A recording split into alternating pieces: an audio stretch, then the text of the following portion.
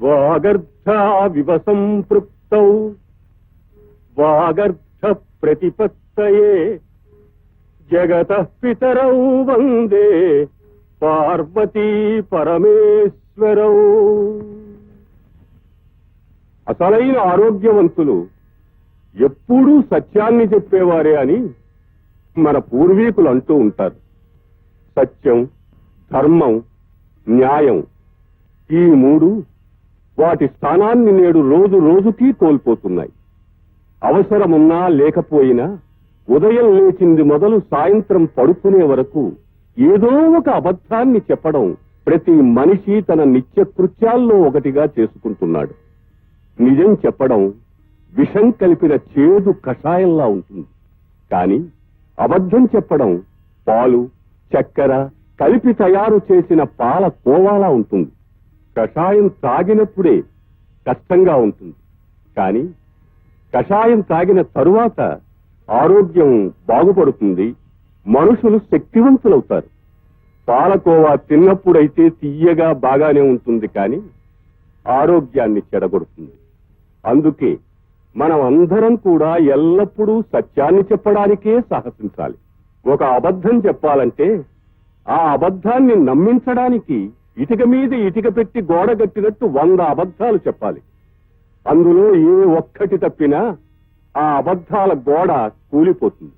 నిజమేననుకోండి, మరి నిజాన్ని నిలబెట్టడం కోసం కదండి హరిశ్చంద్రులో రనకెట్టాలు పడ్డారు. అందుకే అతను పురాణ పురుషుడు కాగలిగాడు. అసలు హరిశ్చంద్రుడు పురాణ పురుషుడుగా చరిత్రలో ఎందుకెక్కాడు? నిజం మాట్లాడడం వల్ల, నిజము అనే మాటను నిలబెట్టుకోవడం వల్ల. ఆ రోజు కాని అతను ఆ మాట అనలేదన్నా, ఆ మాట ఇవ్వలేదని చెప్పినా తను రాజ్యభ్రష్టుడు కావలసిన అవసరం లేదు. భార్యను నడిబజారులో నిలబెట్టి అమ్ముకోవలసిన అవసరం లేదు. తను కాటికాపరి కావలసిన అవసరము లేదు. చివరకు బిడ్డ చనిపోతే కాటి సుంకం చెల్లించలేని దీన స్థితిలో ఆ తల్లి దొంగగా చిత్రించబడవలసిన అవసరమూ లేదు. అందుకే ఏదైనా అబద్ధం చెప్పబోయే ముందు ఒక్క నిమిషం ఆగి ఆలోచించి నిజమే చెబుదాం, దీనివల్ల ఏదైనా కష్టం వస్తే భరిద్దాం అని మీరు ప్రయత్నించడం మొదలు పెడితే నిజమే చెప్తారు. నిజం చెప్పడమే ప్రారంభిస్తే, నిజం చెప్పడానికే అలవాటు పడితే ఇక మీరు చెప్పమన్నా అబద్ధం చెప్పలేరు.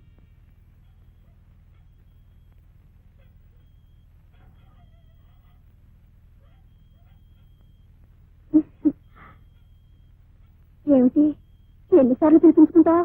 ఏదో మోజుపడి అడిగితే మగవాడు కాదు.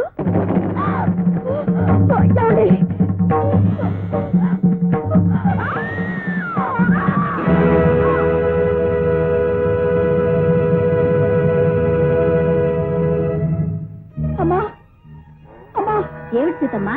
ఆయన్ని పోలీసులు పట్టుకుపోయారమ్మా. ఏమిటి, రావుణ్ణి పోలీసులు పట్టుకుపోయారా? అవునమ్మా, ఆ ధర్మకర్త గారి భార్యని చంపేశాడని. ఏమిటి, ధర్మకర్త గారి భార్య పోయిందా? రావుడు చంపేశాడా?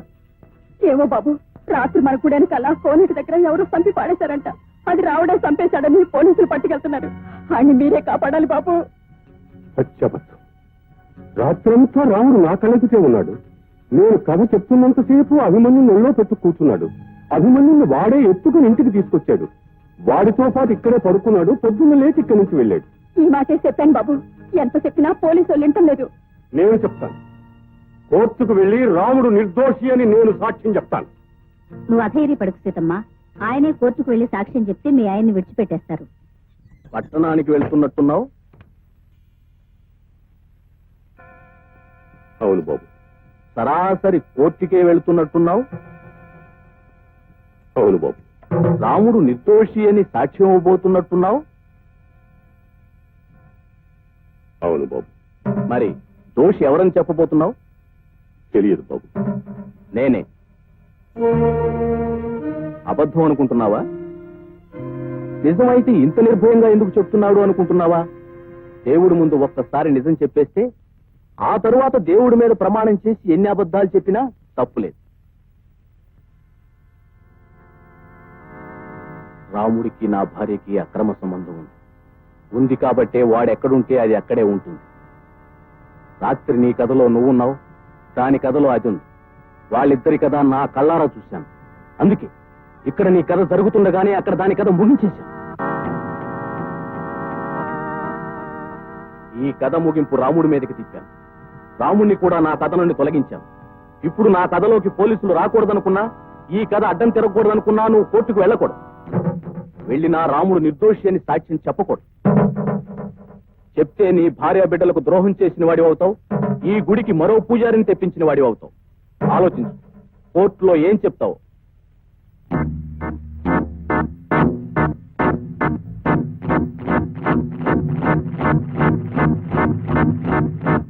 దేవుని మీద ప్రమాణం చేసి అంతా నిజమే చెప్తాను, అబద్ధం చెప్పను.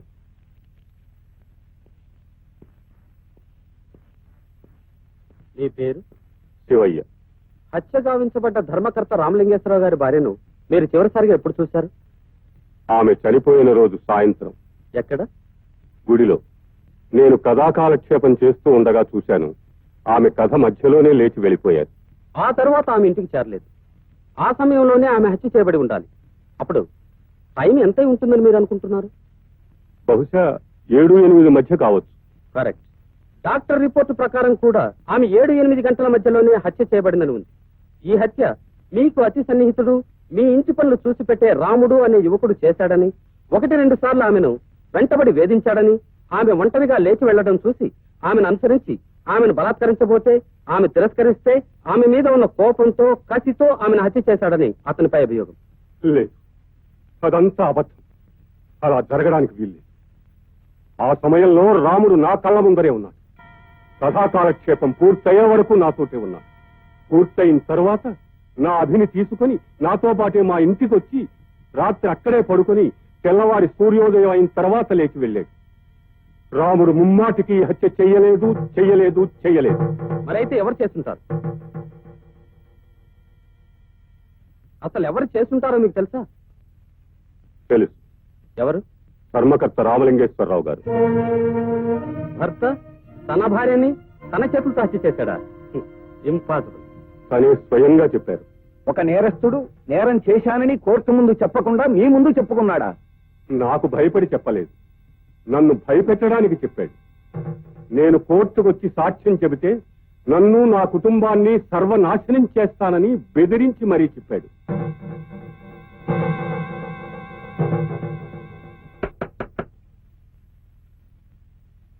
ఎవరు? ఏమండి, పోలీసులు వచ్చారు. ఏం బాబు? శివాలయం తాళం చెవులు ఎవరి దగ్గర ఉంటాయి? నా దగ్గరే ఉంటాయి. వేరెవరి దగ్గరైనా ఉంటాయా? లేదు బాబు. అయితే ఓసారి గుడి తలుపు తెరవండి.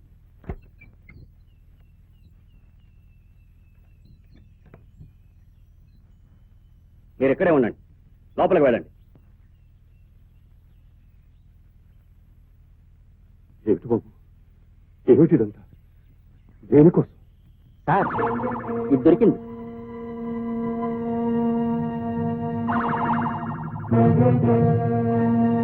ఏమిటి ఇది? ఎక్కడికలా వచ్చింది?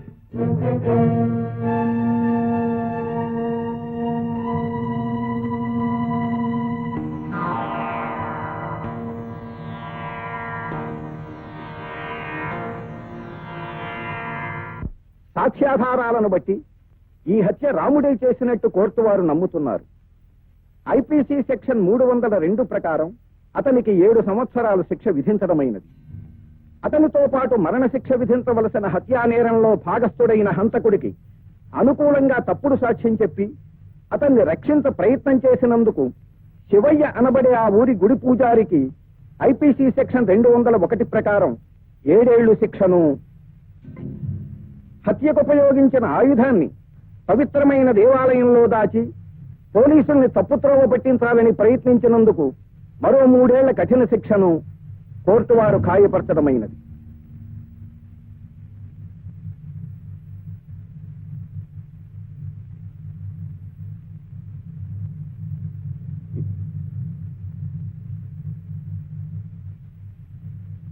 ఈశ్వర, పరమేశ్వర, చట్టానికి కళ్ళు లేవంటారు.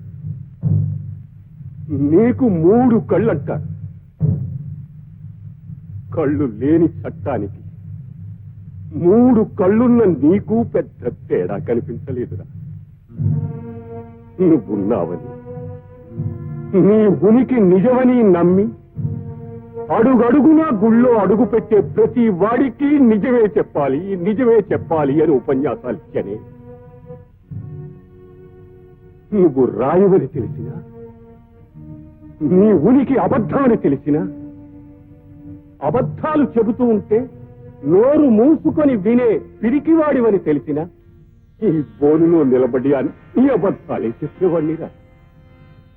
నిజం చెప్పడమే నేరమైతే ఇలా 10 మంది ముందు నన్ను నిలబెట్టి శిక్షించడానికి బదులు ఈ తలుపులు తీసినప్పుడు మూసినప్పుడు నన్ను ఒంటరిగా నిలబెట్టి నిజం చెప్పకురా, తప్పురా అని చెప్పుంటే నేనిక్కడ నిజం చెప్పుండేవాణ్ణి కాదు స్వామి.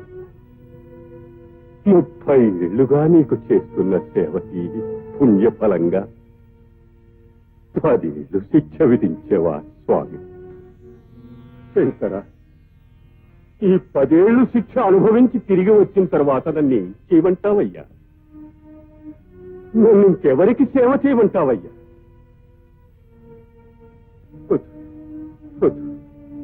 ఇంతవరకు చేసిన సేవలు చాలు. నువ్వు నిజంగా దేవుడు అయితే ఈ చట్టాలకి, న్యాయాలకి, ఈ సాక్ష్యాలకి, ప్రతి సాక్ష్యాలకి, ఈ వాదులకి, ప్రతివాదులకి నువ్వు భయపడితే, నలుగురిలోకి వచ్చి నిలబడడానికి నీకు భయం అయితే నాకు కనిపించవయ్యా, నాకు కనిపించు. నేను నిన్ను నమ్మింది నిజమైతే, నేను నిన్ను ఆరాధించింది నిజమైతే, నేను నీకు చేసిన సేవలు నిజమైతే,